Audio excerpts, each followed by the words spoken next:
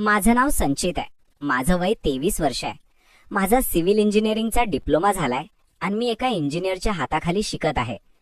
माझ्या घरी आई, पप्पा, मी आणि छोटी बहीण आहे. आई घरीच असते. पप्पांचं हार्डवेअरचं दुकान आहे आणि बहीण डेंटिस्ट शिकत आहे. पप्पांचं वय 55च्या आसपास असेल. आई 44-45 आणि बहिणीचं 20 आहे. बहीण हॉस्टेलला राहते आणि आम्ही तिघे एकत्र. आईचं नाव माधुरी. दिसायला रूपवान आहे. तसं मी बाहेर करायला जातो आणि पंप मारतो. मी तसले व्हिडिओ पाहतो, पण मी कधी आईला तशा नजरेने कधी पाहिलं नव्हतं. आई घरात असताना असो की बाहेर साडीच घालते. ती कधी नटली नाही ना कधी मेकअप केला. नैसर्गिक सुंदर आहे ती. त्यात पप्पा स्ट्रिक्ट आहेत. आईला नाही काही करू देत. आईचा स्वभाव लाजाळू आणि प्रेमळ आहे. कोणाला नाराज करत नाही. असेच चालू होतं. तर काय झालं की आमच्या घरात लग्न कार्य निघालं. माझा मोठा चुलत भाऊ, त्याचं लग्न जमलं. घरातलं पहिलं लग्न होतं, तर मी आणि घरचे सगळे लग्नाच्या तयारीला लागलो. झालं तर लग्नाच्या 2-3 दिवस आधी पाहुणे यायला लागले. पाहुण्यांनी धर भरलं. लग्नाचा दिवस आला. सकाळी सगळ्यांचा मेकअप चालू होता घरच्या हॉलमध्ये. लग्नाचं ठिकाण जवळ होतं म्हणून घरूनच तयार होऊन जाणार होते. आईने आईचं सगळं आवरलं होतं. आईने मेकअप नव्हता केला, तशीही आई सुंदर दिसत होती. माझी काकू आली आणि आईला म्हणाली, "अगं माधुरी, मेकअप कर, अजून सुंदर दिसशील." आई, "नको बाई, तुम्हाला माहित आहे ना की यांना आवडत नाही." काकू, "मी बोलते त्यांना." आई, "नको, राहू द्या." तरीही काकू पप्पापाशी गेली आणि पप्पांना म्हणाली, "काकू, भाऊजी, घरात पहिलं लग्न आहे, सगळ्यांना एन्जॉय करू द्या." पप्पा, "मी कोणाला कुठं काय बोललो?" काकू, "माधुरीला हलकासा मेकअप करायला लावते." पप्पा, "हलकासा करा." काकू, "हां." मग काकूने आईला मेकअप करायला बसवलं. थोड्या वेळाने आईचा मेकअप झाला. ओहो, काय सांगू, आई खूप सुंदर दिसायला लागली. जेव्हा पप्पांनी पाहिलं तेव्हा पप्पा सुद्धा म्हणाले की मला माहित नव्हतं तू एवढी सुंदर दिसते मेकअप केल्यावर. तुम्हाला खोटं सांगत नाही, आई सगळ्या लग्नात भारी दिसत होती. आणि लपवण्यासारखं नाही, आईला सगळे बघत होते. इथं खरं सांगतो, मी आईला बाई म्हणून पाहू लागलो. तिच्या ब्लाऊजमध्ये घट्ट बसलेले आणि चोपून घातलेल्या साडीमध्ये आईची उठून दिसत होती. आईकडे बघण्याचा दृष्टिकोन बदलला माझा. कथेतल्या गोष्टी खऱ्या वाटू लागल्या. लग्नात कमी आणि आईकडे माझं लक्ष जास्त होतं. लग्न झालं आणि मग नव्या नवरीच्या स्वागताची तयारी करायची होती, तर आई आणि काकूला घेऊन घरी यायचं होतं. एकाच बाईकवर आई आणि काकूला घेऊन मी घराकडे निघालो. दोघी बसल्या होत्या म्हणून आई मगा चिकटून बसली होती आणि तिचं पोट आणि ते मला घासत होतं. बाईकवरच माझं उभं झालं होतं. काकूंच्या घरी आईला आणि काकूला सोडलं आणि मी माझ्या घरी निघालो. आई, "कुठे चालला?" मी, "आलो 5 मिनिटात पोट खाली करून." काकू, "मग इथे जा ना रूममध्ये." आमचं आणि काकूचं घर लांब नाही, 500 मीटर अंतरावर होतं. मग ऍडजस्ट करत मी गाडी खाली उतरलो आणि पहिल्या रूममध्ये घुसलो. ती रूम काकूंची होती. मी बाथरूममध्ये गेलो आणि माझा पंप करू लागलो. आईला इमॅजिन करत होतो.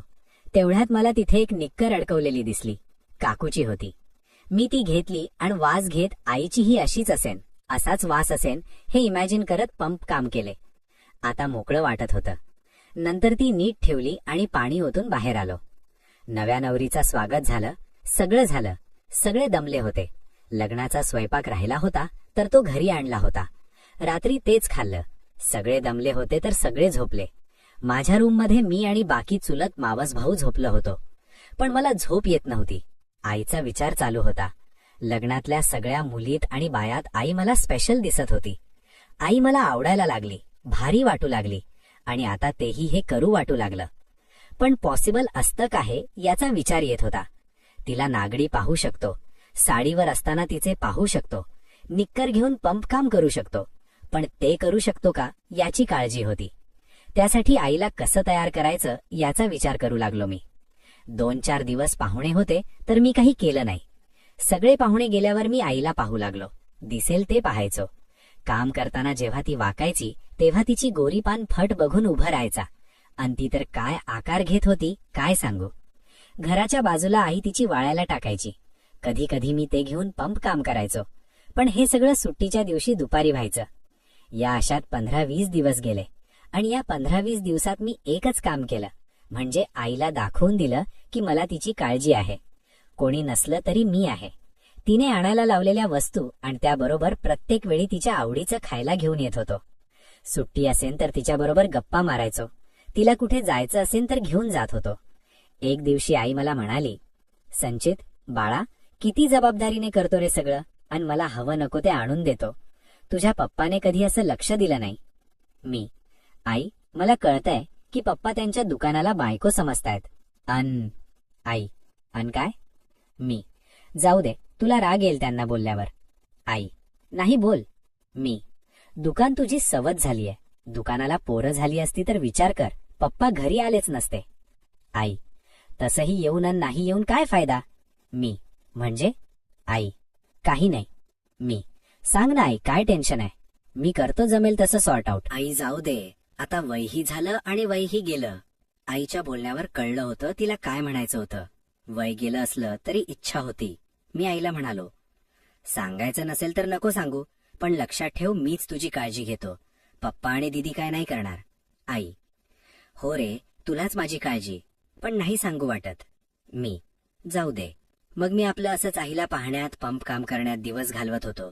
1-2 महिने झाले होते, पण काही मार्ग सापडत नव्हता. असं काही होत नव्हतं की मी आईला करू. मग काही दिवसांनी झालं असं की पप्पा टूरवर गेले. कंपनीची स्कीम असते की एवढा सेल झाला तर इथे इथे ट्रिप किंवा टूर. तर पप्पा 3-4 दिवसांसाठी गोवा ट्रिपसाठी गेले. जोडून 2 सुट्ट्या आल्या होत्या, तर मी पण घरी होतो. माझे काही मित्र आले दुपारी घराबाहेर. आईने मला सांगितलं की तुझे मित्र आले आहे. तर मी बाहेर गेलो. मित्र म्हणाले की लॉजवर नवीन मुली आल्या आहे, जाऊ रात्री. मी, नको यार, आज माझी तब्येत बरी नाही. मित्रांनी खूप फोर्स केला, पण मी गेलो नाही. दरवेळी जातो, पण यावेळी नको म्हणालो. ते रात्री गेले आणि सकाळी उठल्यावर मोबाईल पाहतो तर काही मित्रांनी सांगितलं की लॉजवर रेड पकडली आणि त्यांना पकडलं आहे. आता ही बातमी गावात सगळ्यांना समजली, तशी आईलाही कळली. मी आपला सकाळी आवरलं, नाश्ता केला आणि त्यांचं कसं काय झालं, कसं पकडलं ह्याची माहिती काढायला बाहेर निघालो. तर आईने मला थांबवलं. आई, संचित कुठे चालला? मी, बाहेर जाऊन आलो. आई, नको जाऊ, घरी थांब, काम आहे. मी, बरं आई. मी परत कपडे चेंज केले, शॉर्ट आणि टी शर्ट घातला. हॉलमध्ये टीव्ही पाहत बसलो. आई तिचं धुणी भांडी करत होती. टीव्ही पाहून मी बोर झालो. रूममध्ये गेलो, दरवाजा लावला आणि तसले व्हिडिओ लावून पाहू लागलो. मॉम सनवाले व्हिडिओ लावले आणि मी आई इमॅजिन करून पंप काम करू लागलो. आईच्या लावे चांगली पंप काम केले आणि झोपून गेलो. दुपारी आई मला उठवायला आली जेवण करण्यासाठी. मी फ्रेश झालो आणि हॉलमध्ये आलो. टीव्ही बघत दोघांनी जेवण केलं. मग आई आवरत होती आणि मी टीव्ही पाहत होतो. आईचं सगळं झाल्यावर आई म्हणाली, संचित, मी जरा आराम करते, काय लागलं तर सांग. मी टीव्ही पाहतच हो म्हणालो. 5 मिनिटांनी माझ्या लक्षात आलं की आई म्हणाली होती काम आहे. मग मी उठलो आणि आईच्या रूमकडे गेलो. आई बेडवर मोबाईल पाहत होती. मी आलो की तिने मोबाईल लॉक केला आणि बाजूला ठेवून म्हणाली, का रे? मी, ते तू म्हणाली काम आहे, घरी थांब. आई, ये इथे बस. मी जाऊन आईपाशी बसलो. आई, मला सांग, तुझे मित्र काल तुझ्यापाशी का आले होते? मी, काही नाही, असेच आले होते. आई, खरं सांग. मी, तर बाहेर फिरायला चल म्हणत होते. आई, तू जातो ना कधी कधी त्यांच्याबरोबर बाहेर? मी, हां. आई, तुला माहित आहे ना त्यांना काल पकडलं पोलिसांनी? मी, आई, म्हणजे कधी कधी तू त्यांच्यासोबत जातो, तिकडे तूही जातो ना? मी, मान खाली घालून म्हणालो. मी, नाही आई. आई, मला खरं खरं सांग, जातो ना तिकडे तू? आईने 2-3 वेळा विचारल्यावर मी म्हणालो.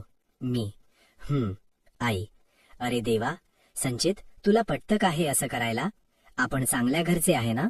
मी, नाही जाणार परत. आई, पण मी म्हणते, याआधी गेलाच का तू? मला लगेच सुचलं की आईला थोडंफार जाळ्यात घेऊ. आई, संचित, काय विचारते मी? मी, आई, आता कसं सांगू तुला, समजून घे ना. आई, काय समजून घेऊ, काय गरज तिथे जायची? मी, आई, गरज असते म्हणून जातात ना. आई, अरे, म्हणजे तसल्या बायांबरोबर तू? छी. मी, आई, तुला माहित आहे, प्रत्येकाची गरज असते आणि मग तिथे होऊन जातं. आई, लाज वाटत नाही का आईला सांगताना, आणि तिथं जातो असं करायला सांगायला? मी, मग काय करू सांग आई, इच्छा होते माझी सारखी, मग काय करणार? आई, नैसर्गिकपणे कर ना. मी, करतो, पण त्याने काही होत नाही. आई, त्याने काही होत नाही म्हणजे? मी, तू काय? आई, आम्ही करतोच ना, का बाहेर जातो? मी, आई ऐक ना, लग्न मला आत्ता करायचं नाही आणि हाताने नाही पूर्ण होत, मग काय करणार? आई गप्प झाली. मग मी बाहेर निघालो तर आईने मला थांबवलं आणि म्हणाली, संचित तसं नको जाऊ यापुढे कुठं, जीएफ बनव. मी, नको जीएफचा लफडं. आई, अरे सेफ राहील, जीएफ बनव हे मला सांगावं लागत आहे. मी, आई जीएफ सोडून काही सांग करेन. आई, मग तशा ठिकाणी नको जाऊ. मी, होईल तेवढं कंट्रोल करतो. आई, पुन्हा तेच. मी, मग काय पर्याय नसतो आई मुलांकडे. एक बोलू का आई? आई, हा बोल. मी, माझी शपथ खा की रागावणार नाही आणि खरं सांगशील. आई, हा. मी, मला त्या दिवशी तू बोलली की तुला सुख नाही, आताही बोलताना म्हणाली की तूही नैसर्गिक करते. आई, हा, त्याचं काय? मी, आई, हा बोल ना.